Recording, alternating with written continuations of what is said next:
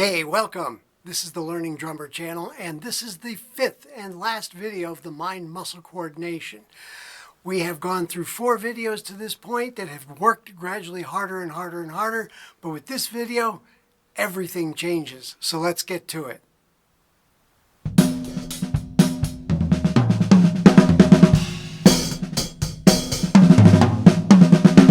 Alright, so this is the fifth and last mind-muscle coordination video. There is a worksheet that you need to download for it, just like there was a worksheet for the first video and the third video. So, don't lose those worksheets. We're going to use them in the next series of musicality videos. But the worksheet that you're going to download for this video is completely different than the others, in the respect that it is in 6/8, not 2/4. Remember, with every exercise or every measure, you want to repeat it 4 times. So why is this video different than the others? First of all, we're no longer in 4-based music. In other words, 16th notes and 8th notes. No, we're dealing with 8th note triplets and 16th note triplets. This is in 6/8 now. It's not in 4/4. So that said, you need to download the worksheet for this video to be able to work it up on your own. Now, the second reason is there's no spoon feeding with this video. What I mean by that is the third reason, there's great fewer demos on my part.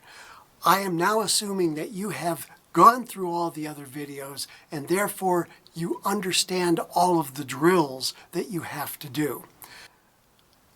Understand the fourth reason is understanding all of those drills. You can apply that to any based music. In other words, if you're looking at a sheet that is, let's say, 15/3, that's 5 notes per every quarter note or for every beat.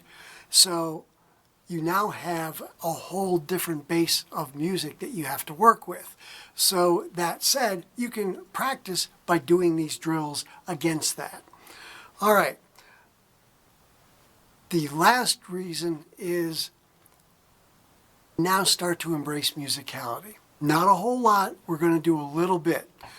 But you need to retain this worksheet and the 2 previous worksheets that you got from the other videos, because when we get into musicality series, which is the next series, you're going to need those sheets for that series.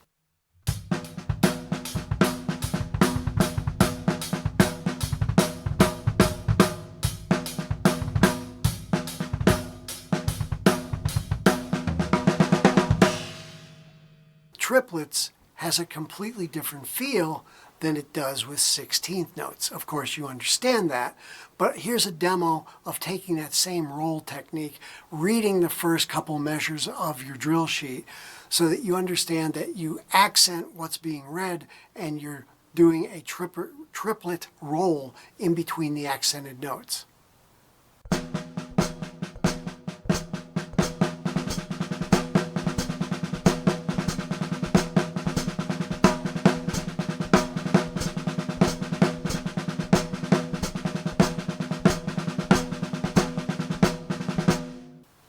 I didn't say it before I showed you the demo, but it's best to have one foot being the pulse.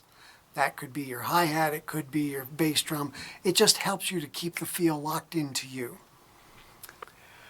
Okay, so let's break it down.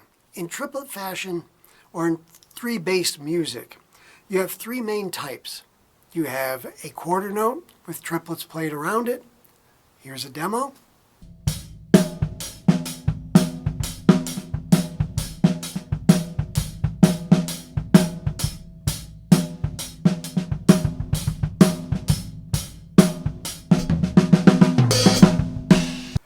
You have the shuffle, which is the bop, bop, bop, bop, bop, bop, bop.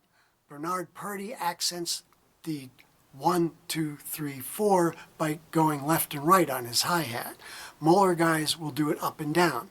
You have to accent the pulse in the song to get shuffle to feel correct.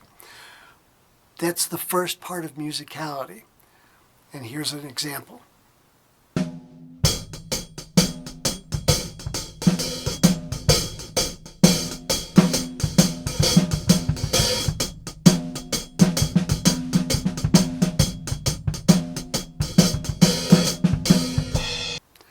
third basic or general three-feel music is, of course, jazz swing.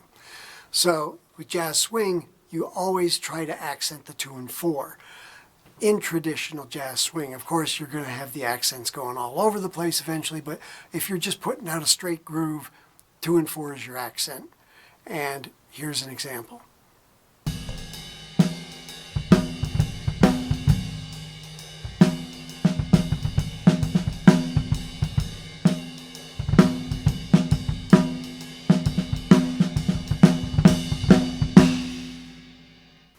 Keep in mind, if you were to do eighth notes instead of quarter notes and try to do these exercises, remember in polyrhythms, 2 against 3, your eighth note is going to fall on the pulse and the and of 2. That makes these exercises very difficult. You can go ahead and do it, but just remember that if you're going to try and stay true to triplet form and true to a straight eighth note, it's going to take a lot of work on your part to do it, but you can do it. Here's a demo.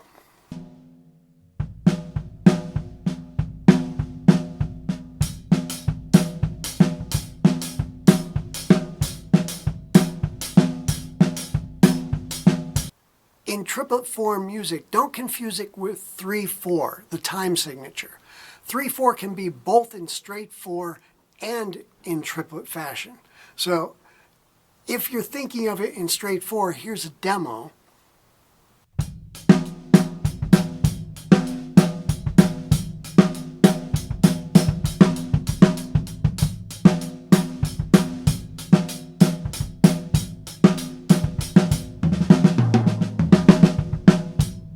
And of course, if you're thinking of 3/4 in triplet fashion, here's a demo.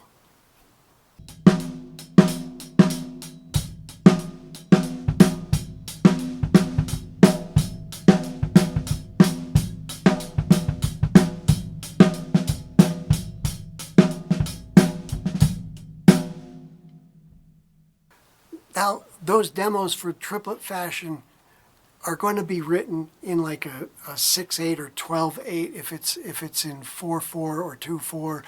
Of course, it's going to be 9/8 if it's a 3/4 groove. Just keep in mind though that if you're doing jazz swing, a lot of times they will write it in straight eighths, and they'll just put a little note on there saying swing, which the straight eighth just simply means that you're playing 1 and 3 of the triplet. It's an interpretation thing. Swing eighths versus straight eighths.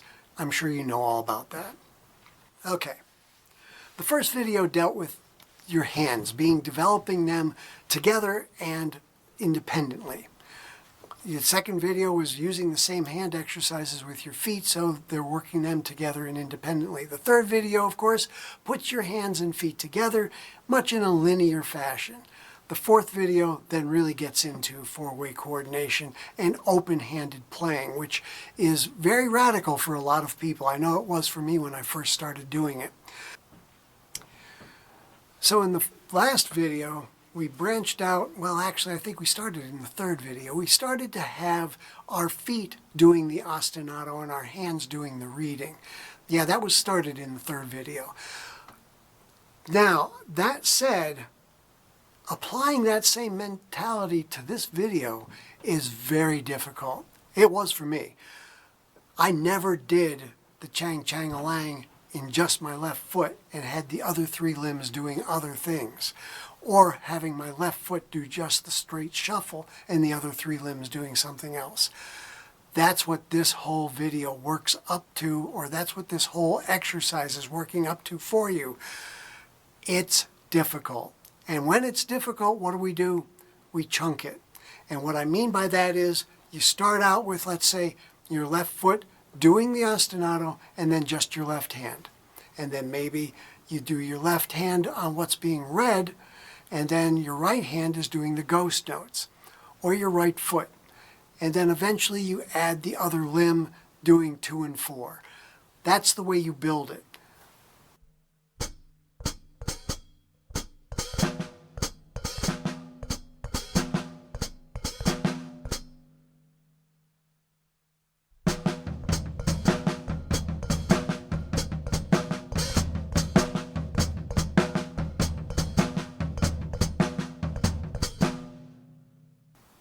It's going to be tough. It really is, because at the same time you're going to also turn around and have your right foot then do the ostinato and mix it up that way. That's what that whole graph was about, right hand to left foot and all the rest of that. That's how you get all of this stuff indoctrinated, ingrained into you, so that you're able to just pull it out of the hat when you need to sit down at the set in a very demanding situation. So that's the kind of work you need to do with some of these drills, is to really chunk it. If you haven't watched the first videos, go back and understand the drills. It's imperative so that you understand what it is you're trying to work on here. And once you understand the work of the previous drills, you have the necessary tools to master the 3-feel or 4-feel or 5-feel, whatever's placed in front of you. Well, that's it for the 5th and last mind-muscle coordination video. This material is easy to understand above the shoulders, but putting into practice, that's tough. So, make a plan to accomplish what you're going to get out of it, what you want to get out of it, and then work your plan. That's the way it is. Best of luck with this. It is tough. Of course, I'll be reading any comments. If you have any desires for further videos or demos concerning this, I'll be happy to provide it. That said, the work's up to you. Go do it. Have fun with it. It's challenging. Enjoy the challenge. That's the key. May God bless you in your musical journey.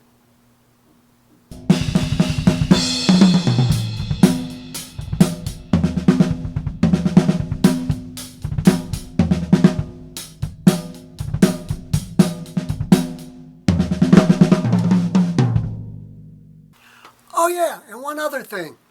Don't throw away those sheets. We're going to need them in the musicality videos upcoming soon.